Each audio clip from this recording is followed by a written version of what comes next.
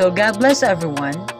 By the way, I'm Genesis Perisan, and now I'm going to discuss the four given question, and these are: define peace, discuss the teachable teaching learning process, choose at least two from the schema or list of knowledge, skills, and attitudes, and discuss. And fourth, choose two forms of facets of peace education practice.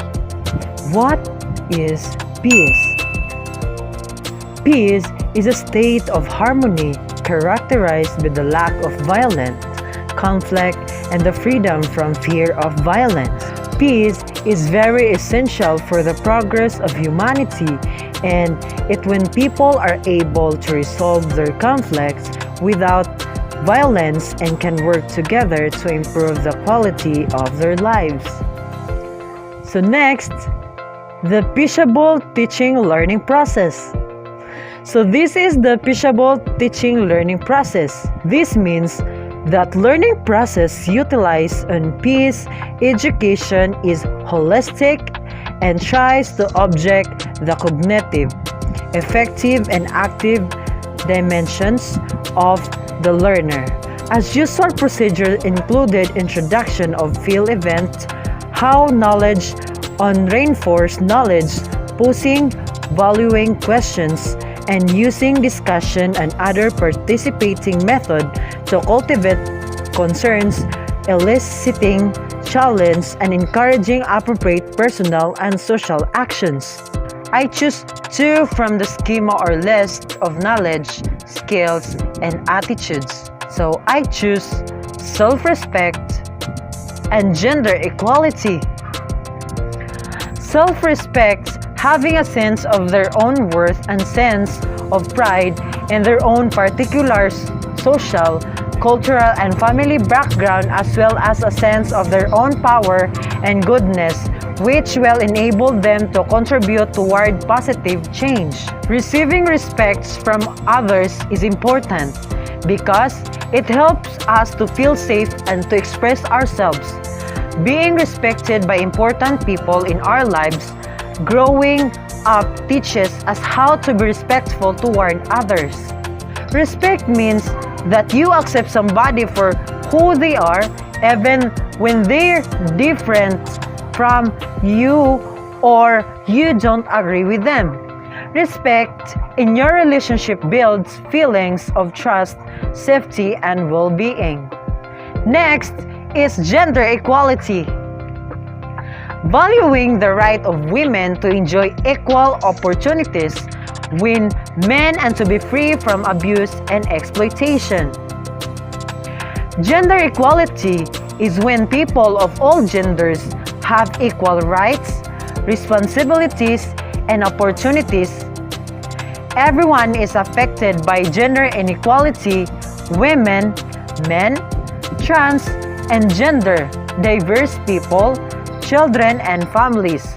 It impacts people of all ages and backgrounds.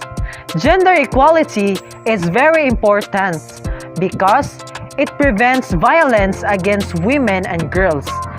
It's essential for economic prosperity. Next is I choose two forms of facets of peace education practice.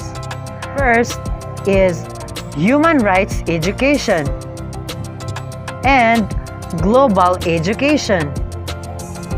Human rights education, the proclamation of the Universal Declaration of Human Rights in 1948, the movements towards educating people to respect human rights started. The education movement was called Human Rights Education, or HRE.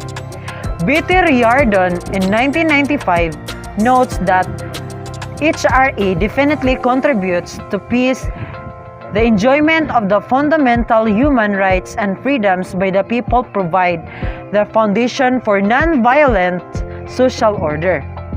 The positive conditions that results from honoring human rights certainly reduce the threat of armed conflict and war. Learning what the right of all human beings are cannot be taught in an authoritarian classrooms, and so the idea how we teach is what we teach became an important concern in HRA. Teachers are reminded that learning to uphold the standards of human dignity and decency by students begin with the teachers and how she teaches. HRE content includes the study of the Universal Declaration of Human Rights or UDHR and other important human rights documents such as the Convention of the Right documents such as the Convention of the Elimination of All Forms of Discrimination Against Women or CEDAW and the Convention of the Right of the Child or CDC. HRE also includes the concepts of mutuality of rights and responsibilities. Next form is global education. Global education is defined as all programs, projects, studies, and activities that can help an individual learn and care more about the world beyond his or her community and to transcend his or her culturally conditions, ethnocentric perspective, perception, and behavior. The Philippine Council for Peace and Global Education defines GA in its undated brochure as Education for Responsible Participation and Interdependent World Community.